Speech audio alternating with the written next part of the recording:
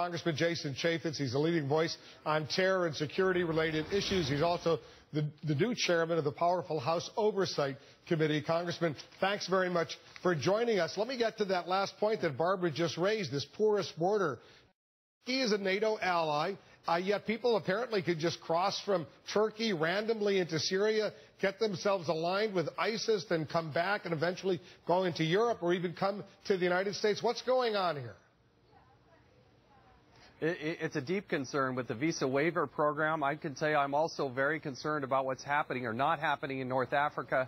Libya policy is something I think that's going to come back and haunt us. You look at what's happening in Mali and Nigeria. Some of those border issues, we know that there are terrorist types of activities, particularly in Libya, that are happening unimpeded, and worry about the intelligence that we have coming out of those countries. So the threat is very real. We cannot ignore it. It is very real, and we got to protect the homeland. Is the Turkish government doing enough to prevent people from crossing into Syria? Well, I worry. I don't understand from the Obama administration what their real tactics and what their game plan and strategy is to deal with Syria. I think they have botched this for a long period of time. The situation's getting worse, not better. We look at friends and allies from Israel, look at what's happening in Jordan and the population that has moved. Nearly half the population of Syria has moved into Jordan and other places, and this is a real problem. And to try to keep track of those individual fighters and those who would do harm and mayhem to the United States of America one at a time is a huge, monumental task. Well, just quickly, but is Turkey doing enough to help in this process? Well, look, they've been a good friend of the United States of America. Is there more that we can all do on this front? Absolutely. Absolutely. They need to do more. We could do more to help them, and we need our NATO allies to help as well. Well, the U.S. is launching airstrikes, as you know, drone strikes. What else do you want the Obama administration to do? I want there to be a clear policy of how we're going to actually tackle this problem long time. If you were to go ask the Obama administration or ask a Joe Sixpack on the street, what is our strategy to tackle and defeat ISIS and make sure that they don't come to the United States of America, I don't see a clear and concise strategy out there. We have to defeat them. It starts with first identifying what it is, this radical view of Islam. These people, they're spreading. It's not just a lone wolf, one or two here. It is actually something that is pervasive. It is global in its nature, and we have to fight it. Because they say the strategy is clear to degrade and destroy ISIS. What else specifically would you like to see the U.S. military, the CIA, other agencies of the U.S. government do right now?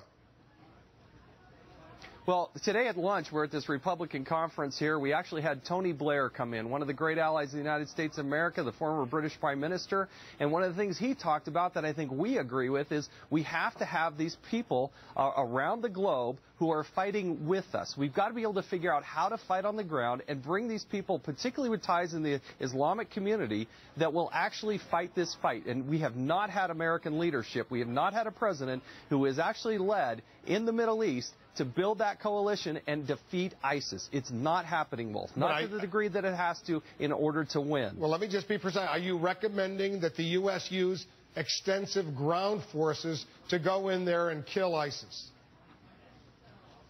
What we're saying is that we have not built a coalition. You do not see those partners, particularly in the Middle East, who are willing to take up arms and fight and defeat this radical view of Islam, who are going out, they're destroying mayhem, they're taking up ground, they're creating chaos. You can pick up the paper at any given day and you're reading about people being beheaded and killed. The world is a dangerous place, but we do not have our Arab partners and other people there that are actually helping to take up the arms and defeat ISIS. Well, it's just not happening. Some of the Arab allies are joining the U.S. in these airstrikes, but some of the European allies, the NATO allies, were in fact ready to use ground forces. Would you support an introduction of the major elements of the United States military on the ground to go into Syria and Iraq and try to destroy ISIS?